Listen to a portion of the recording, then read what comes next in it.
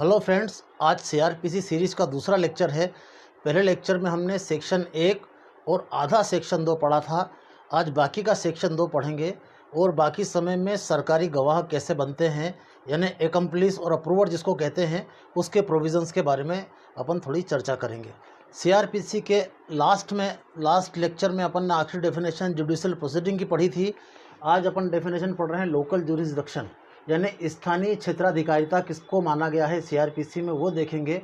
तो इसकी डेफिनेशन ये है, in relation to a court of magistrate means the local area within which court or magistrate may exercise all or any power under this code, यानी ऐसी क्षेत्राधिकारिता जिसमें कि magistrate इस संहिता के अंतर्गत जो उसको अधिकार प्रदान किए गए हैं वो सारे अधिकारों का प्रयोग करे या उनमें से कुछ अधिकारियों का प्रयोग कर सकता है, उसका लोकल क्षेत्राधिकारिता कहलाएगी।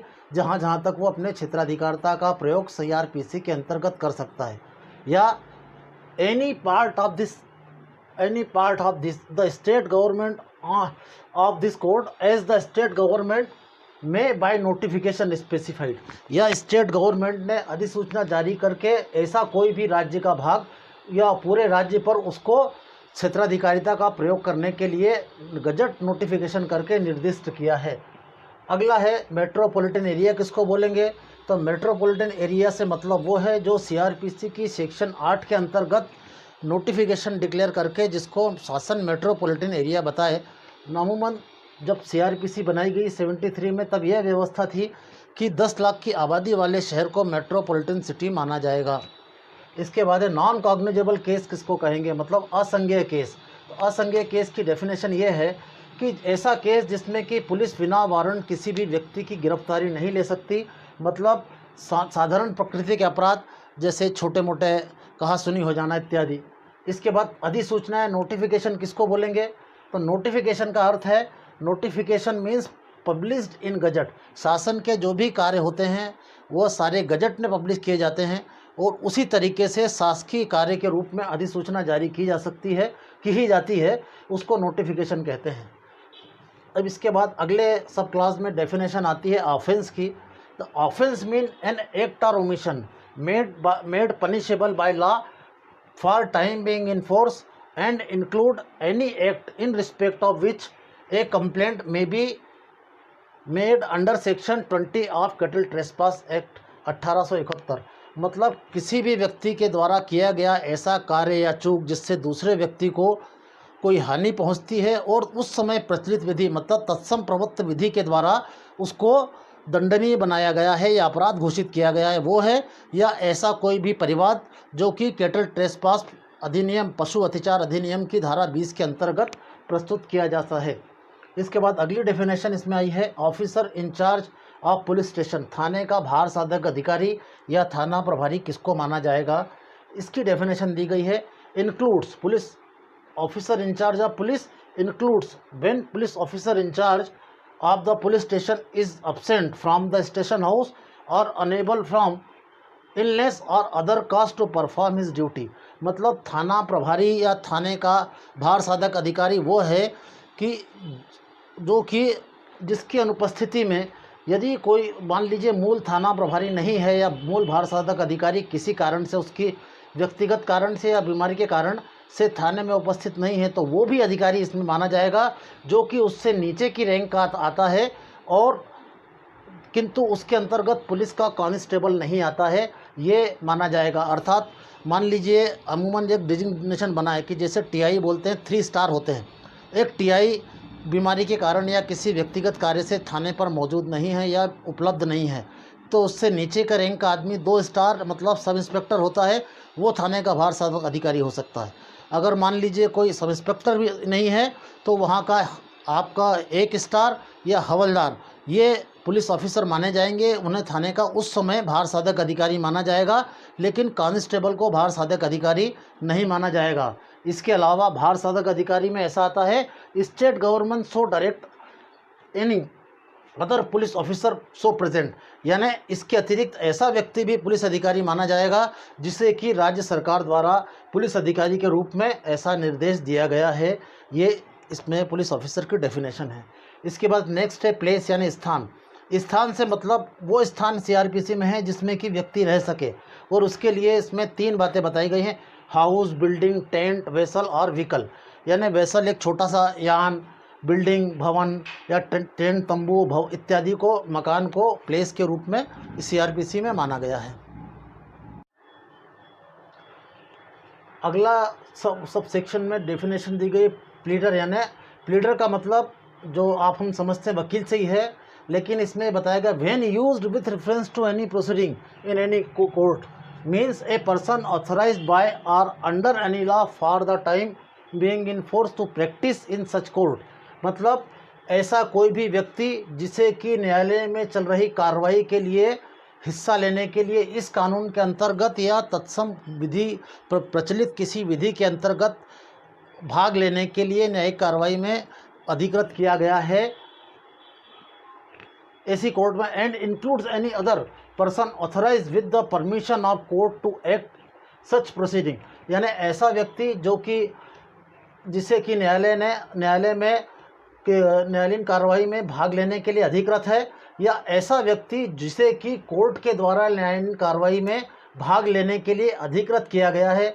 इसमें सीधा सीधा प्लीडर का मतलब विधि व्यवसाय से है, जो लॉ ग्रेजुएट है यानी विधि स्नातक है, और इसके बाद स्टेट बार काउंसिल से वकालत करने की सनद या रजिस्ट्रेशन प्राप्त व्यक्ति है।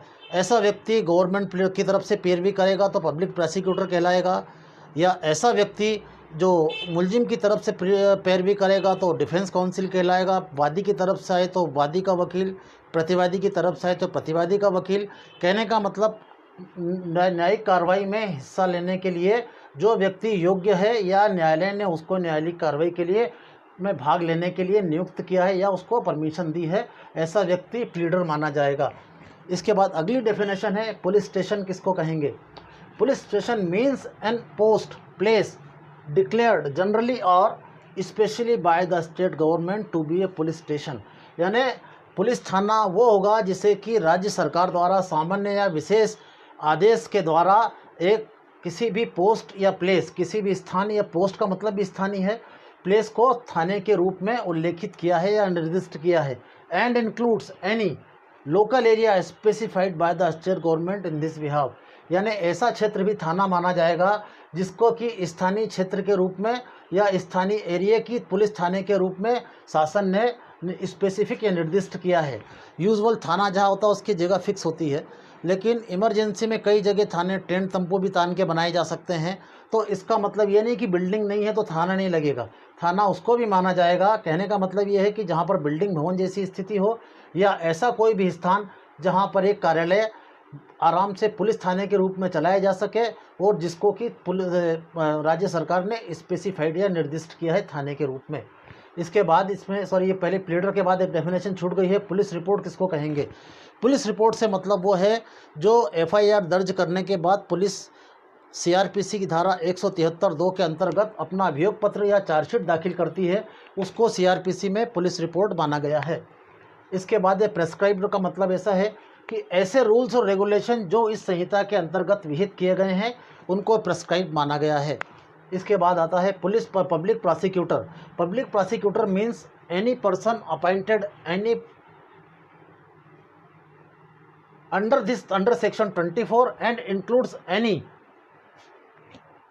Person acting under the direction of public prosecutor. यानी इसमें यह बताया है कि पब्लिक प्रोसिक्यूटर में ऐसा व्यक्ति आएगा जो धारा 24 के अंतर्गत शासन की ओर से नियुक्त किया गया है। मतलब जब किसी व्यक्ति के विरुद्ध ट्रायल चलती है तो उसको प्रोसिक्यूशन कहते हैं, और शासन की ओर से जो पैरवी करता है उसको पब्लिक प्रोसिक्यूटर कहते हैं। इसकी व्यवस्था धारा 24 में दी गई है कि एडीपीओ जैसे आजकल आप वैकेंसी निकलती है, आप लोग तैयारी करते हैं, they all are public prosecutor, क्योंकि वो सभी मजिस्ट्रेट की और मुख्य न्यायिक मजिस्ट्रेट के समक्ष या मेट्रोपॉलिटन मजिस्ट्रेट के समक्ष शासन के मामलों को की पैरवी करते हैं, प्रोसिक्यूशन की तरफ से शासन को रिप्रेजेंट करते हैं। इसी तरीके से सेशन के मामलों में गवर्नमेंट प्लीडर, हाई कोर्ट में गवर्नमेंट प्लीडर होते हैं, गवर्नमेंट एडवोकेट्स होते हैं, advocate general, additional advocate general होते हैं। सीआरपीसी में ये बताया गया है कि सीआरपीसी के अंतर्गत शासन की ओर से जो पैरवी करेगा वो पब्लिक प्रोसिक्यूटर कहलाएगा और उसकी डेफिनेशन धारा 24 में दी गई है, उसको माना जाएगा। इसके अलावा ये आगे ये बताया गया है, and include any person acting under the direction of public prosecutor, यानी ऐसा व्यक्ति भी पब्लिक प्रोसिक्यूटर माना जाएगा जो कि पब्लिक प्रोसिक्यूटर के निर्देशानुसार शासन की ओर से कार्य करता है। इसके अलावा पब्लिक प्रोसिक्यूटर की डेफिनेशन यही में दी गई है। अक्सर ऐसा होता है कि एक मामले में शासन की तरफ से पब्लिक प्रोसिक्यूटर यानी गवर्नमेंट एडवोकेट अपॉइंटेड है उस फरियादी का पक्ष रखने के लिए, लेकिन फरियादी बोलता है कि साहब मुझे भी अपना वकील चाहिए, तो उसके लिए अपॉइंटमेंट होता है स्पेशल पब्लिक प्रोसिक्यूटर के रूप में। सेक्शन 24 के सब सेक्शन 8 की सेक्शन में सब क्लास है, और CRPC की धारा 301 के अंतर्गत कोई भी व्यक्ति शासकीय या पब्लिक लोक अभियोजक के साथ पैरवी करने के लिए प्राइवेट व्यक्ति अपना निजी व्यक्ति भी अपॉइंट कर सकता है। इसके बाद डेफिनेशन दी गई sub division, A sub division of A district, जैसे कि सेशन को कई सेशन खंड में बांटा जाता है, उसी तरीके से प्रशासन की दृष्टि से एक ज़िले को भी कई खंडों में बांटा जाता है और प्रत्येक खंड उस ज़िले का उपखंड कहलाता है। इसके बाद डेफिनेशन आती है समन केस की। तो समन केस की डेफिनेशन ये है, एक means a case relating to an offence and not being a warrant case. मतलब समन केस या समन मामला एक ऐसा मामला है जो कि वारंट मामला नहीं है। सीधी सी बात है, समन्स मामले के अंतर्गत वो केस आते हैं जिनमें कि कम पनिशमेंट हो, जैसे वारंट ट्रायल, मतलब 2 साल से ज़्यादा का मामला जो होगा वो वारंट केस कहलाएगा, और 2 साल से कम की पनिशमेंट वाले सारे मामलों को समन केस के रूप में CRPC में डिफाइन किया गया है। आगे वारंट ट्रायल का भी डेफिनेशन या वारंट केस की भी डेफिनेशन अपन पढ़ेंगे। अगले सब क्लास में विक्टिम की डेफिनेशन दी है। विक्टिम ये सन 2008-2009 में अमेंडमेंट के द्वारा CRPC में लाया गया है। 2008 में अमेंडमेंट हुआ था, 2009 से ये लागू हुआ है कि victim means a person who has suffered any loss और injury caused by reason of the act or omission for which accused person has been charged। यानी ऐसा व्यक्ति पीड़ित व्यक्ति माना जाएगा जिसको कि कोई नुकसान या कोई क्षति ऐसे व्यक्ति के किए गए कार्य या चूक से पहुंची है जिसका कि मुलजिम के रूप में आरोपित किया गया है। मतलब A ने B के खिलाफ अगर कोई मारपीट की तो B ने A के खिलाफ उसको मारपीट कर नुकसान पहुंचाया, उसको इंजरी पहुंचाई। इस आरोप में जब A की रिपोर्ट पर B को चार्ज करके गिरफ्तार किया जाता है तो B को मुलजिम माना जाएगा और A को विक्टिम या पीड़ित व्यक्ति माना जाएगा, ऐसा इसका कहना है। Person who has been charge and the expression victim include him and her guardian or legal heirs. मतलब विक्टिम के, मान लीजिए विक्टिम के अंतर्गत वो भी व्यक्ति आएंगे जो किसी माइनर या अवयस्क के संरक्षक या वारिस हैं। मतलब एक व्यक्ति है जिसको कि मारा पीटा है और नाबालिग है, तो उसकी तरफ से कार्रवाई कौन करेगा? उसका गार्जियन या उसका वैध प्रतिनिधि। एक व्यक्ति वृद्ध है या दुनिया में नहीं रहा और मान लीजिए विक्टिम को मुलजिम के एक्ट और ओमिशन से कोई नुकसान हुआ तो उसके बारे में कोई कार्रवाई कौन करेगा? उसके लीगल प्रतिनिधि। तो विक्टिम की डेफिनेशन को समझना है। पहले कई बार विक्टिम को पहले इस CRPC में कंपनसेशन देने की, उसकी तरफ से कार्रवाई कौन करेगा, ये डेफिनेशन नहीं थी, लेकिन मरणोपरांत भी उसके लीगल हेयर्स कार्रवाई करते हैं। और मान लीजिए विक्टिम अगर नाबालिग है तो उसके गार्जियन, माता पिता और जो भी गार्जियन की डेफिनेशन में आगे आप और हम पढ़ेंगे वो जो आते हैं उसकी तरफ से कार्रवाई करेंगे, चाहे वो पुरुष हो चाहे स्त्री हो। इसलिए हिज और हर शब्द का इस्तेमाल किया गया है। कहने का मतलब विक्टिम ऐसा व्यक्ति है जिसके विरुद्ध अपराध किया जाता है और अपराध किए गए व्यक्ति को उस व्यक्ति के विरुद्ध अपराध करने का आरोप या चार्ज लगाया जाता है और उसकी ओर से या तो वो स्वयं कार्रवाई करता है और माइनर है या कार्रवाई करने में अक्षम है या नहीं है तो उसके वैध प्रतिनिधि कार्रवाई करेंगे। इसलिए इस सेक्शन को विशेष रूप से सन 2008 में अमेंडमेंट करके 2009 में लागू किया गया है। इसके बाद वारंट केस की डेफिनेशन दी गई है, जिसमें ये कहा गया है, एक case relating to an offence punishable with death imprisonment of life और imprisonment of 2 year for a term exceeding 2 year. यानी ऐसा ट्रायल वारंट, जैसे आपने समन ट्रायल की डेफिनेशन पढ़ी थी कि जो वारंट ट्रायल नहीं है। और वारंट केस क्या है? वारंट केस ये है कि वारंट मामला वो है कि एक मामला जो किसी ऐसे अपराध से संबंधित है जिसमें मृत्युदंड, आजन्म कारावास या 2 वर्ष से अधिक तक के कारावास की व्यवस्था है, वो वारंट ट्रायल कहलाएगा। इसके अलावा इस सेक्शन का सबसे आखिरी सब क्लॉज ये है, सब सेक्शन ये है, जिसमें वाई में ये बताया है, word and expression used herein not defined but defined in the IPC 1860 have the meaning respectively assigned to them in this code. यानी ऐसा कोई भी मामला, अकल लगाना चाहिए कि ऐसे कोई भी शब्द या एक्सप्रेशन जिनका कि सीआरपीसी में परिभाषा नहीं दी गई है लेकिन आईपीसी में दी गई है, तो ऐसे मामले में जो आईपीसी में डेफिनेशन दी गई है वह जो उसका अर्थ बताया गया वो सीआरपीसी में वह अर्थ मान लिया जाएगा। मतलब ऐसे कोई भी शब्द या कोई भी अभिव्यक्ति जिसकी परिभाषा सीआरपीसी में नहीं है, आईपीसी में है, तो जो आईपीसी में अर्थ है वो उसको यहाँ मान लिया जाएगा। जैसा कि मैंने इस लेक्चर की शुरुआत में कहा था, आज लॉ ऑफ एकम्प्लिस के बारे में चर्चा करेंगे।